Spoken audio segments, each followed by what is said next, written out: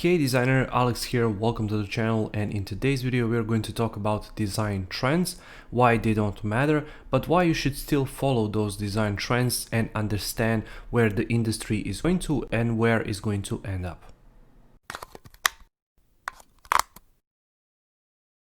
Alright, so first things first, what actually is a design trend? It actually is a sort of a design language or a thing in design which appears every year or every 2 or 3 years, depending of how big the change is in that design trend. And let me give you a quick example of a good design trend which is actually going to become massive in the years to come, which is 3D. And with 3D it's really simple, because with 3D models especially, you can show much more information than you can with icons, with images, with text, without overwhelming your viewers, because that's really important, especially in web design, where you want to reduce your bounce rate and you want to keep those visitors on your page for longer, and you want to show them the critical information as soon as possible. And with using 3D, that's really a great way to show that information, because with using 3D models, you can actually show much more information with a single model, for example, than you can with a bunch of these different icons or with images. But what happens with design trends which are actually come and gone, and what happens with design trends which seem relevant at the moment, but they actually are not, and how can you know which design trends you should follow and which design trends you should invest your time in? I actually have 4 different examples for this video which I want to share with you, just so you can see what I'm on about, and just so that you can understand where you should invest your time regarding these design trends and how you should know which design trends to follow. So this is skeuomorphism, or should I say was skeuomorphism.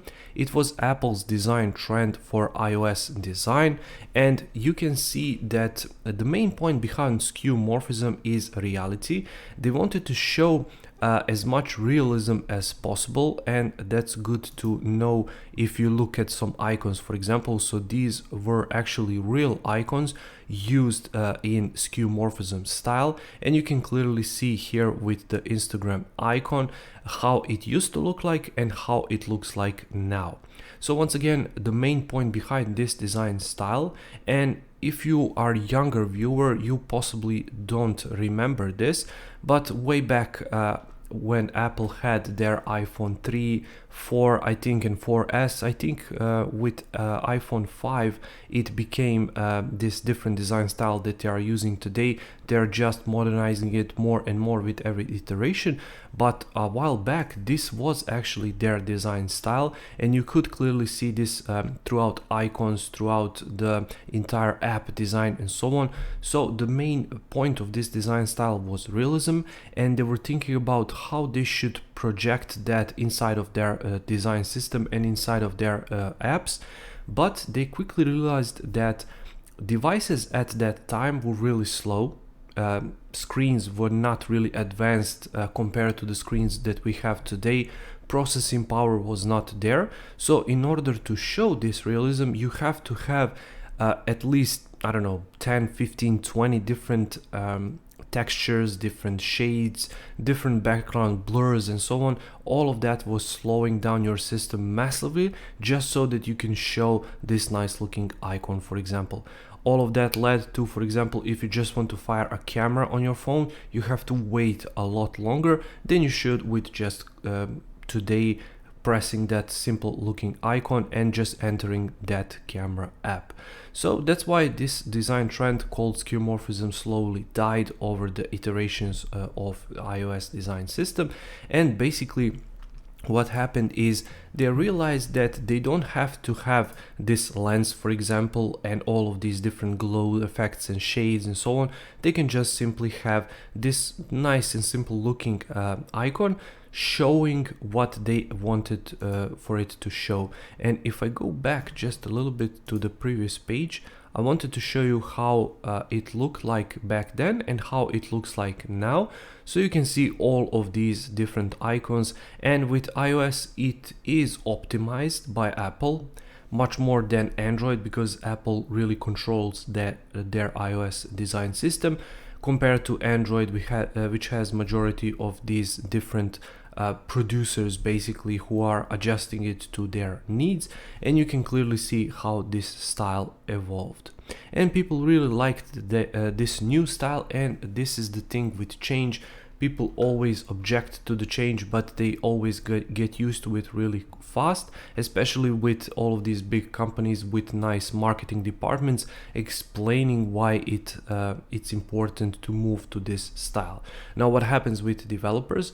All developers who followed blindly this design style got stuck. Some of them simply decided to give up because they have to redesign their entire apps. Other developers adjusted and they used the style in between, for example, between these two. So it worked with skeuomorphism style at that time, but it also worked with the new style, and they just simply adjusted those changes because they saw where the industry is going to and what Apple is actually going to do. And that's the main and key thing right here with all of these design styles. You have to read between the lines. Don't just go blindly into it and think, for example, with this style that I showed you, okay, just because these guys are using this style, I'm going to use it for the rest of my life. No, you can adapt your design style, your personal design style, to this design style if you want to, but just make sure to understand and to explore as much as possible what the industry giants are going into, what they are doing, and what some of the industry professionals are doing on their, for example, Behance, on their Dribble page, what they are saying on Twitter. So make sure to notify yourself about all of these design changes. Make sure to familiarize yourself what this style is all about before you actually move on and simply change your entire design philosophy, your own personal design system to this design system. Next up, what we have right here is Android, and flat design system actually came a few years back, and I specifically want to show you this flat design style. So actually a while back we used to have these icons with these long drop shadows inside of a shape, so for example circle or square or something like that, and this flat style used to be really massive, especially with these icons. Now these icons stuck around for a bit longer, but you can see clearly here a combination of flat design style and skeuomorphism, but flat design style actually had less colors than skeuomorphism, and that's what separated it.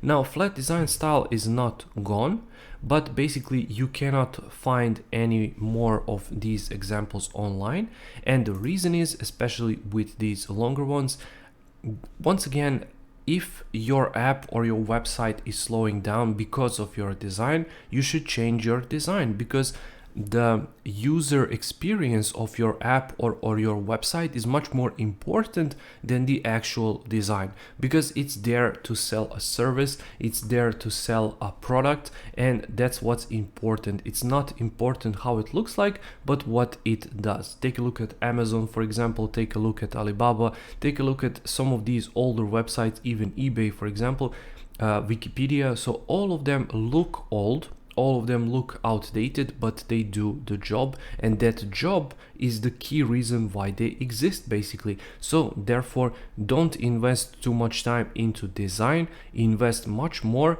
into usability, invest much more about how user is going to feel inside of your design using this design style. So once again, because that flat design fell through, basically what designers around the world actually decided to do is to simplify things a lot. So if you take a look at here, you can see, for example, this illustration, it does have some shades right here, but background does not.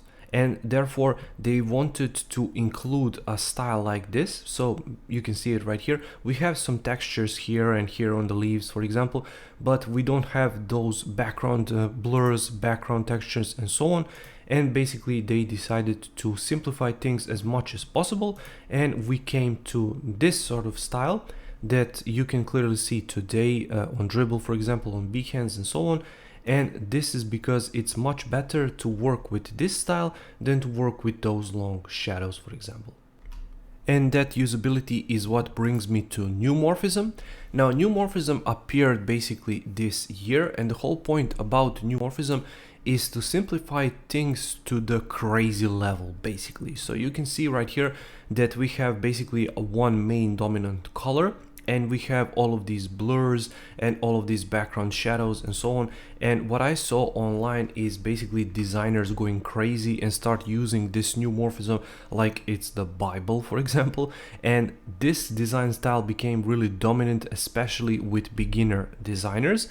But you can see older designers and more experienced designers in the industry trying this design style, but clearly pointing the flaws of these design styles. And main flaw and key flaw of this design style is usability, because there is none, especially with people who have impaired vision, with people who don't see things really clearly.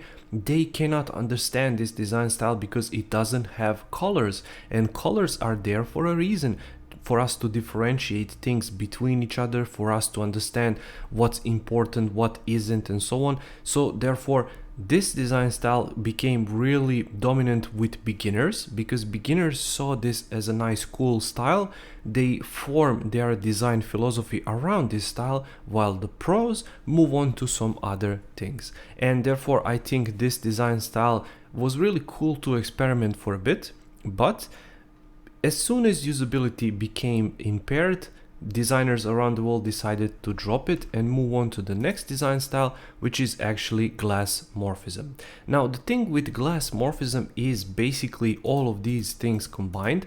So what it is basically transparent backgrounds, and you can see it here, for example. So we have this nice blue blur effect looking like glass, and you can see it here as well. It works much better, in my opinion, in the dark UI than in the lighter UI, because with the dark UI, especially here with these gradient colors, you can clearly see through it. Now, this example might not be that good because white on white does not work really well, but if you take a look at here, you can see, as I said, as soon as we move on to the dark background, it works really well, especially here if you are combining these colors. And once again, we have colors here, while in Neomorphism we don't really. We have this one color and perhaps this accent color, and that's basically it. And these are even not most extreme examples I saw online. You can scroll down and see some of these, so you can clearly see how this looks like, and it already looks old in my opinion, especially these examples with these white borders and white shadows. It doesn't really work, and it really reminds me of this skeuomorphism, and because of its usability issues, people are mostly moving to this glass morphism style recently.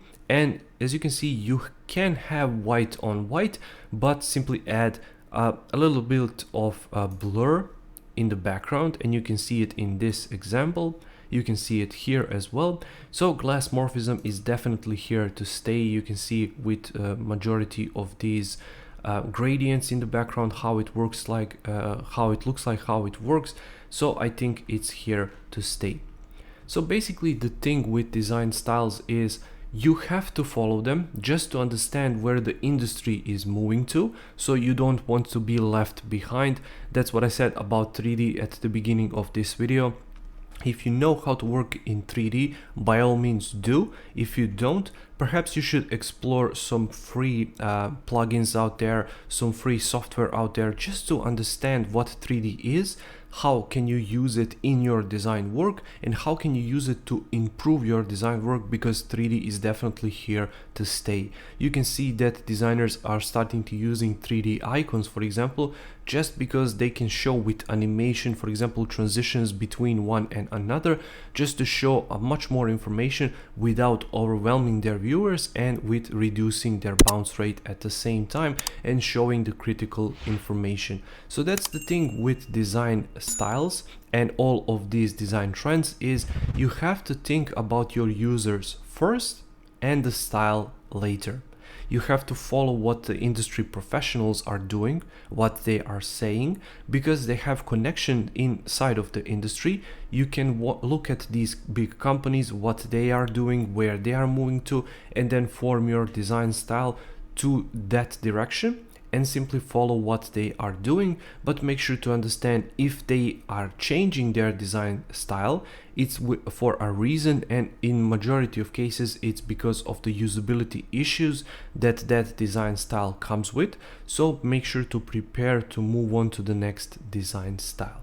Thank you for watching this design video. I really hope you found some value in it. If you did, make sure to press that like button. I upload new videos every single week on design, passive income techniques, motivation and more. So if you don't want to miss that, make sure to subscribe and I'll see you in the next video.